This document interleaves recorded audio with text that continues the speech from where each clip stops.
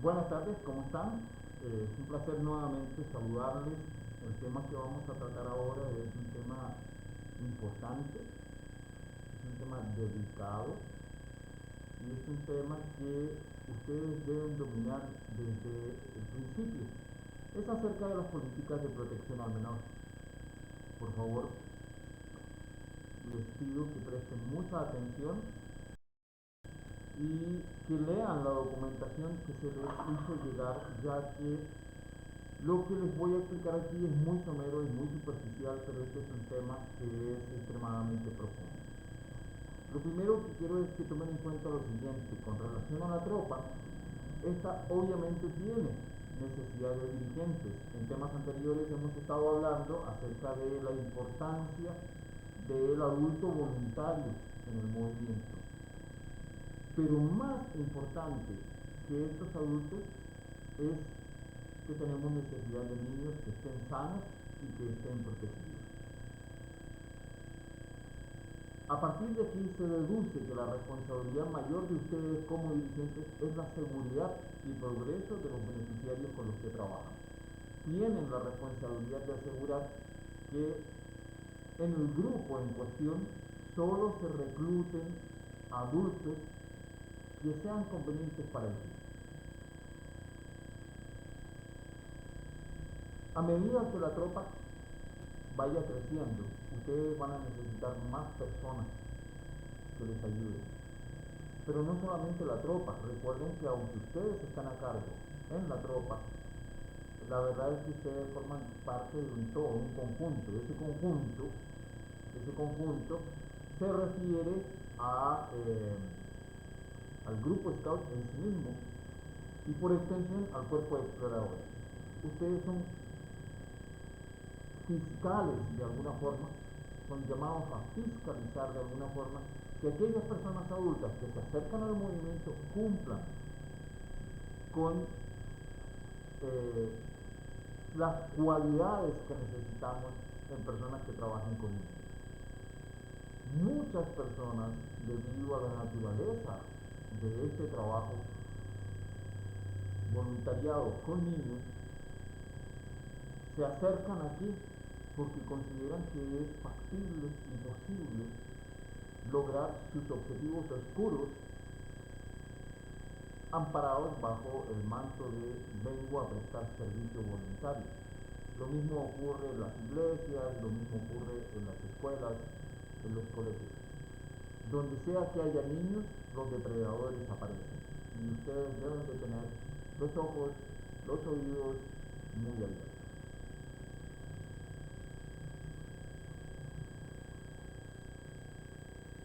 Cuando una persona recién llega al movimiento, se conoce como un miembro provisional. Durante este periodo de miembro provisional está siendo evaluado con respecto a las políticas de protección al menor. Por consiguiente, no puede tomar control de una sección o una actividad con niños sin ser considerado miembro pleno. ¿Hasta cuándo? Pues hasta que haya sido aprobado por el órgano competente. ¿Eso de qué depende? Depende del nivel al que se esté postulando. Por ejemplo, si va a la tropa, ¿quiénes deben velar por esto? ¿Quiénes son los que tienen que velar por esto? La Junta. La Junta, que es la composición, como ustedes ya saben, de los miembros dirigentes o consejo de dirigentes y del equipo de padres o comité de padres. Es la Junta, en la figura del jefe de grupo, del o la jefe de grupo, que deben realizar la supervisión permanente de esta persona hasta que se ha determinado que es segura para el trabajo voluntario. Hay una serie de requisitos que se le piden a la persona. Cualquiera de ellos, si la persona no está dispuesta a aceptar esos requisitos, entonces esa persona debe ser rechazada de forma inmediata. ¿Cuáles son los requisitos de los que estamos hablando? En primer lugar, referencias personales. Necesitamos saber cuáles son sus estudios, cuáles son sus antecedentes judiciales o penales y sus antecedentes médicos. ¿Por qué? Bueno, en primer lugar, recuerden que somos una organización educativa. Intentamos entregar un programa educativo. tenemos un método pedagógico, tenemos un objetivo educativo, formativo, y es importante saber qué clases de conocimientos traen las personas que van a trabajar con nosotros.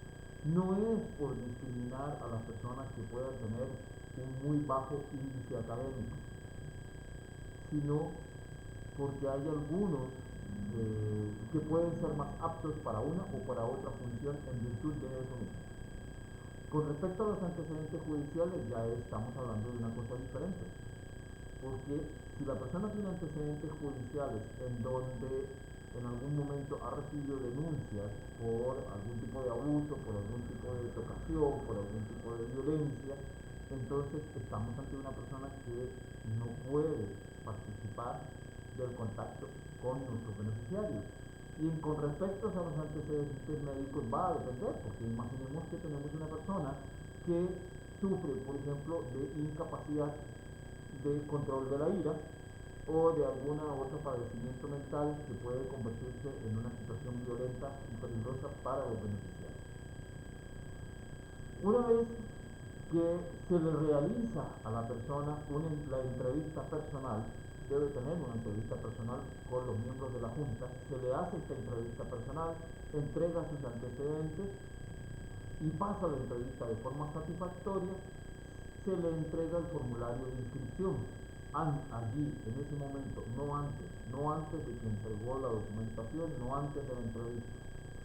De aquí va a pasar un periodo que puede ser de mínimo 2 meses a un máximo de 4 meses.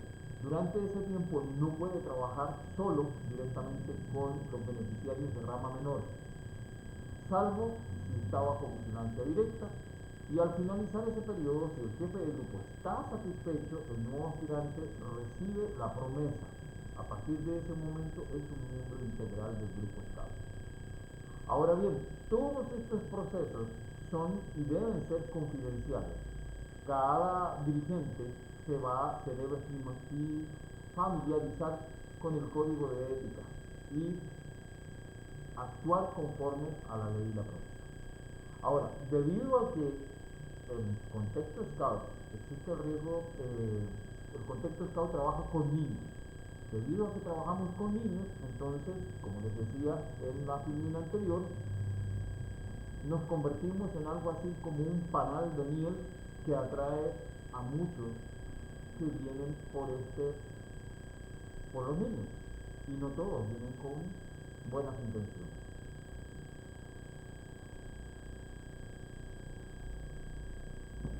Ahora vamos a hablar en concreto acerca de la aplicación y cómo debemos actuar en diferentes contextos. Acerca de la disciplina, es evidente que el movimiento Scout debe tener una disciplina, pero nunca nos olvidemos que cuando hablamos de disciplina del escultismo, estamos hablando de un tipo de disciplina que es aceptable. El niño lo acepta, lo comprende, lo quiere y se quiere incorporar a este mundo a través de la ley y la promesa. Sin embargo, eso no implica que nunca va a cometer un error, que nunca se va a equivocar. Cuando comete un error, los procedimientos disciplinarios que corresponden a esto están establecidos en el POR, Principios, Organización y Reglamentos, y solo corresponden a estos 4. El primero es amonestación verbal, que debe darse en privado, no se debe dar en público. O sea, uno no recrimina una mala acción de los chicos frente a toda la tropa. Una amonestación escrita, la segunda parte está repetida ahí, dice verbal, pero la segunda es escrita, amonestación escrita. Una suspensión por un periodo determinado de reuniones, 2 reuniones, 3 reuniones y finalmente la expulsión. Lo que quiero que ustedes entiendan y no olviden es que hablamos en los módulos anteriores acerca de quién es la máxima autoridad de la tropa. Dijimos que era la Corte de Honor. Entonces, ¿quiénes deben aplicar estas sanciones?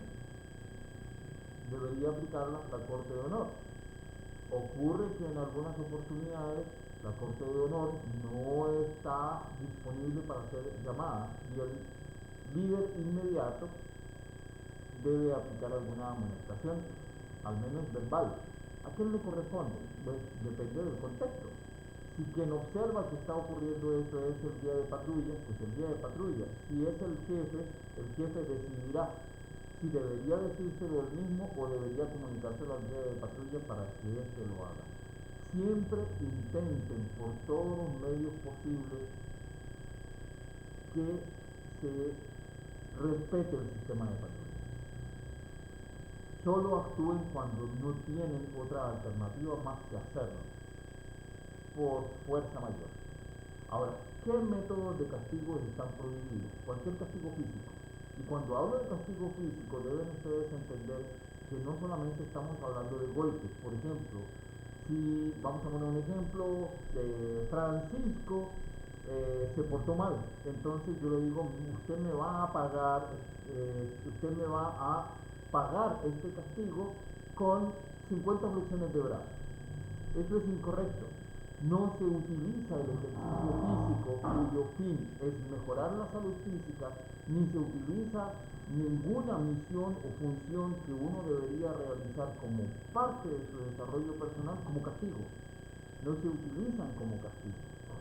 Tampoco el confinamiento o encierro. Te vamos a encerrar en una tienda y te vas a quedar encerrado en tal cuarto durante un periodo de tiempo. Palabras groseras, violentas, de tal manera que causan abuso emocional o humillación o cualquier otro tipo de forma de abuso. En nuestra relación con los chicos y las chicas, ¿qué cosas tenemos que evitar? Primero, el contacto físico. Esto es importante. Es muy difícil que nunca tengamos ningún tipo de contacto físico. Tenemos que aprender a diferenciar qué contacto físico es aceptable y cuál no. Por ejemplo, un apretón de manos es aceptable, pero cualquier tipo de contacto que de alguna manera cause inconformidad, se note rechazo o pueda ser interpretado como una forma de abuso o acoso, debe evitarse. Entonces, yo sé que a veces tenemos chicos y chicas que son muy buenos para abrazar, muy abrazones, pero tenemos que tratar de mantener distancia. Mantener distancia y otro consejo muy personal mío, nunca estén a solas con ellos. O sea, ustedes solos no, siempre un testigo, una testigo. Si van de campamento, lleven padres, lleven personas adultas que sean cercanos, familiares de los niños y las niñas que al menos sirvan desde la distancia como observadores. No digo interferentes porque no deberían interferir, pero sí observadores. Estén más personas adultas presentes, no se reúnan solo con los chicos, no metan los chicos en sus propias tiendas, no se metan ustedes en las tiendas de ellos si no hay una necesidad de ustedes. Con respecto a la relación entre ustedes y ellos, ustedes son el adulto instructor, son el líder, son el amigo y sobre todo son el guardián, son el protector. Recuerden que hay otros adultos que han puesto en sus manos la vida de sus hijos y ustedes se han comprometido a hacer lo que sea necesario para salvaguardar la vida y la integridad de esos niños.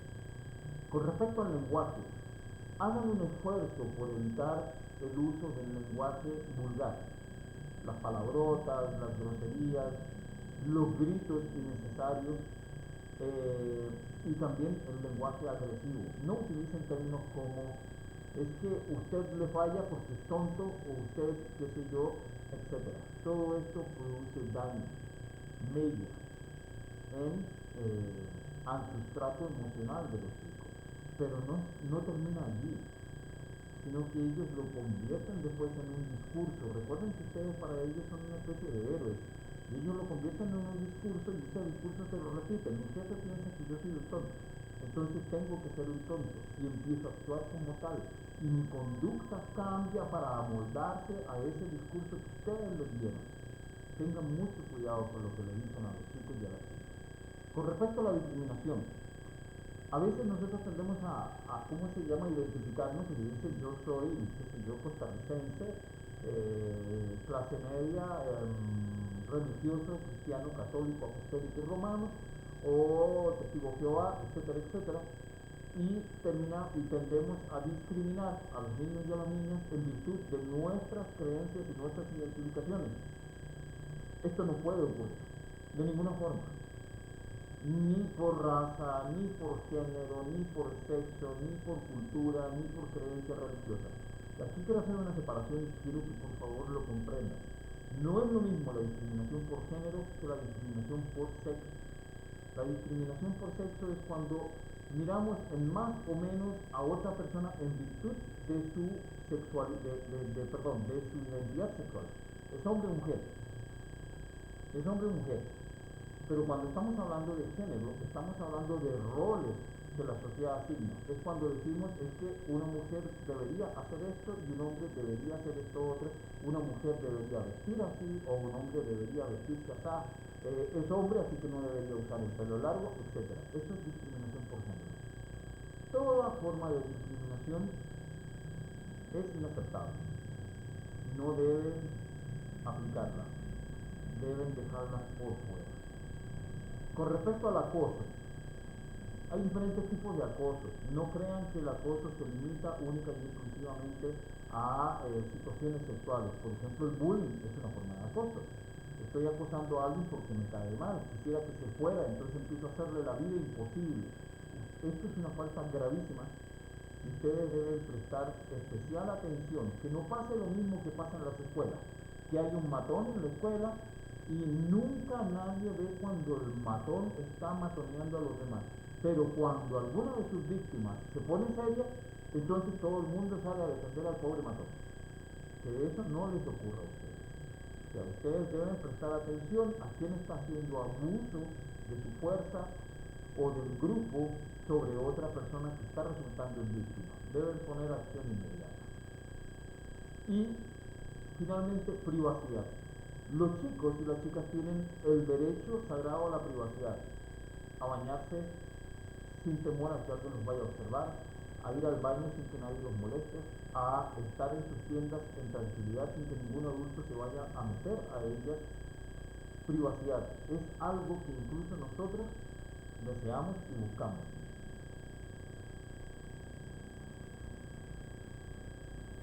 Con respecto al uso de alcohol y drogas, mientras ustedes se encuentren en cualquier actividad scout, con beneficiarios o sin beneficiarios, de ninguna forma se puede consumir alcohol. El consumo de alcohol está estrictamente penado, es considerado una falta grave.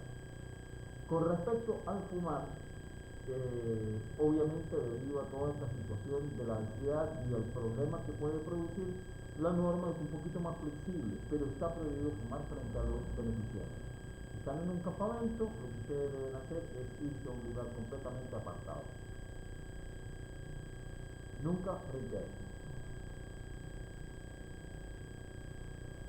Bien,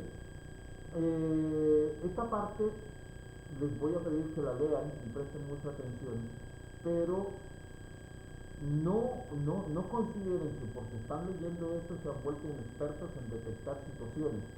Simplemente, si ven este tipo de síntomas, lo que ustedes deben hacer es observar con más atención, prestar más atención. Porque, si bien es cierto, la mayoría de estos pueden ser indicaciones de diferentes tipos de abuso, no siempre lo son y a veces pueden ocurrir por otras situaciones. Ténganlo entonces como una especie de alarma para prestar más atención. Por ejemplo, el abuso infantil. Hay señales posibles que pueden ser que el niño presenta sobreactuación acerca de las cosas que hace, actúa y habla como si estuviera actuando en una obra de teatro de forma sobreactuada, que tiene permanentemente una actitud agresiva, que necesita de alguna manera y demanda mucha confianza, que es excesivamente obediente, que tiene muy pocos amigos o ningún amigo, que tiene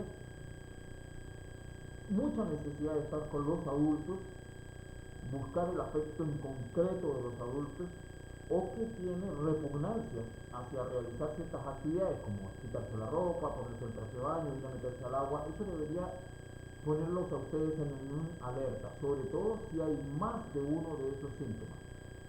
Ese es el motivo por el cual, y aquí quiero que ustedes a partir de este curso en adelante, por favor lo adopten y lo hagan, deben tener un expediente de los chicos.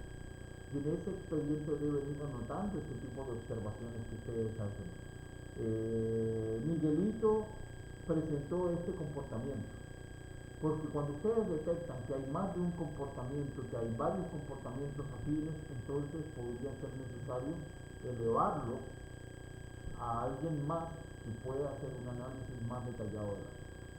Sobre el abuso físico hay señales también. Por ejemplo, si el niño o la niña llegan con moretones que no son explicables y que el niño nos cuenta historias que son inverosímiles, me caí por la escalera, se fue con el poste, pero constantemente estoy chocando con los postes y cayéndome por las escaleras en situaciones similares, entonces ojo con eso.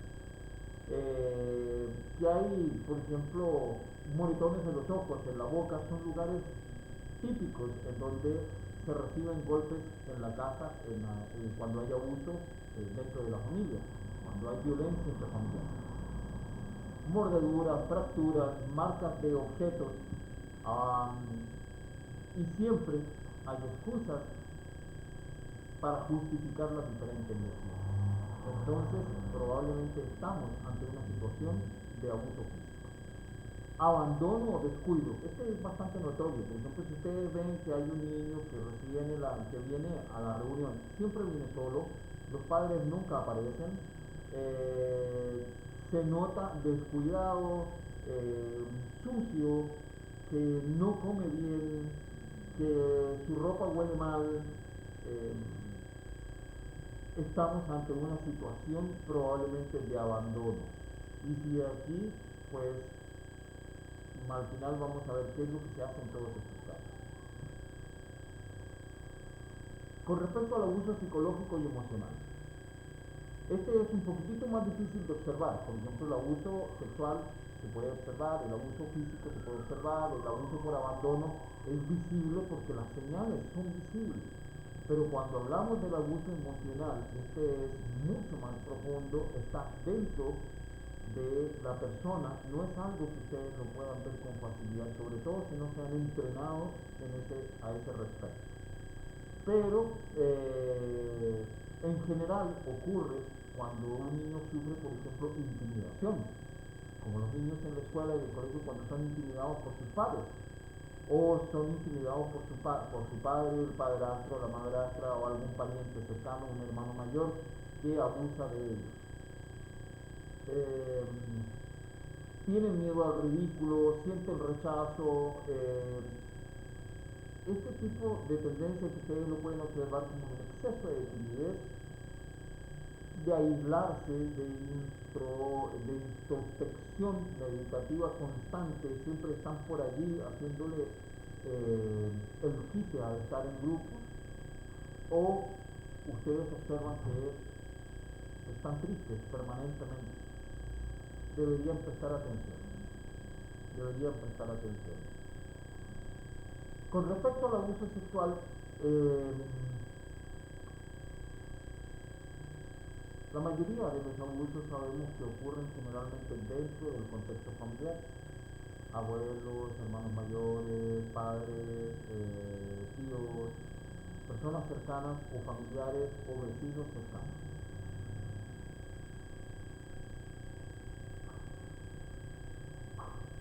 Es muy delicado.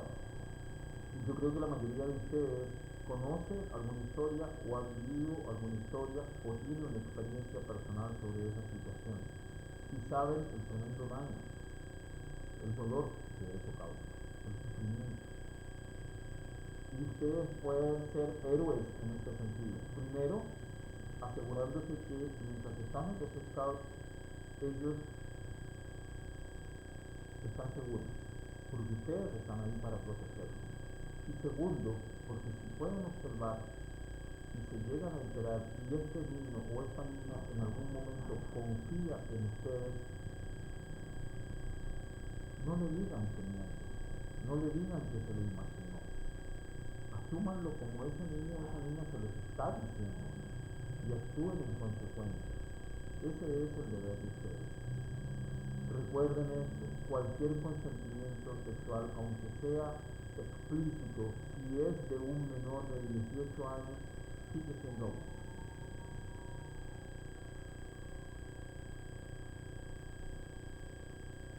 ¿Qué hacemos para denunciar?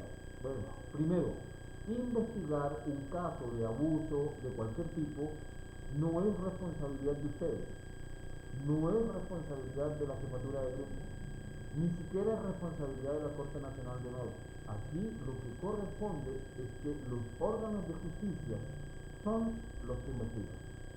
Esto es denuncia policial a los IJ y a los tribunales. ¿Qué es lo que hace usted? Si usted se enteró de que ocurre tal cosa, de que tal dirigente hizo tal cosa, que tal padre hizo tal cosa, que tal hermano hizo tal cosa, usted va, denuncia a la autoridad competente y luego informa al dirigente superior suyo, pero usted no se lava las manos. ¿Cuál es el procedimiento? Primero, el procedimiento tiene que ser legal ante las autoridades inmediatas, el cuartel de policía más cercano. Una vez que las autoridades han sido notificadas, entonces usted lo notifica al jefe del grupo, en ese orden. Si por A o C motivo hay una denuncia contra alguien, por ejemplo, hay una denuncia contra fulanito, la denuncia es de que fulanito le golpea a niños, y entonces resulta que fulanito está en mi tropa, y nosotros en mi tropa tenemos muchos niños. Por seguridad de los niños, lo que corresponde aquí, y nosotros tenemos que acatar esto, es que si existe una denuncia formal y hay una investigación formal, entonces nosotros tenemos que separar a fulanito de los niños. Se sobreentiende el principio de inocencia, pero estamos hablando de menores de edad. Entonces, no es que lo estemos declarando culpable, estamos procediendo a colocar una medida de protección mientras se hace la investigación. Pero esta medida de protección y esta investigación mientras ocurre es confidencial. Nosotros no vamos a decirle a todo el mundo, no, es que mira, es que sacamos a fulanito porque bla, bla, bla, bla, bla. Y terminamos convirtiendo esto en una cacería de brujas y después resulta que esta persona es inocente, pero resulta que ya hemos manchado su nombre. Ya hemos destruido su carrera dentro del movimiento Estado. Simplemente porque no supimos manejar la confidencialidad, que tiene dos posiciones. Primero, proteger y sobre todo proteger a los niños y a las niñas. Y segundo, evitar lo que ya dijimos, una cacería de brujas. Recuerden que la misión que ustedes tienen como dirigentes en relación con sus beneficiarios es la de un adulto que orienta, que guía y que protege. Cuando los primeros scouts comenzaron a surgir solos, se empezaron a formar patrullas aquí y allá, y los padres comenzaron a tener miedo de que a sus hijos les pudiera ocurrir algo. Fue entonces cuando Baden-Powell recurrió y dijo, voy a buscar personas adultas que me ayuden y que me cooperen, porque lo que se buscaba era proteger a los niños. Se sabía que ellos, con el manual de Scout, bien podían aprender todas las técnicas por sí solos, pero se necesitaba una persona adulta que les protegiera, que estuviera allí, que se hiciera cargo, que se hiciera responsable. Esa es la misión de ustedes. Y a veces tenemos que tener la malicia para darnos cuenta que incluso entre aquellas personas que están con nosotros a nuestro alrededor y que supuestamente vienen a cumplir la misma misión, pueden haber depredadores. Tenemos que tener los ojos abiertos. Por favor, lean la información, léanla bien y respondan al cuestionario correspondiente. Muchas gracias.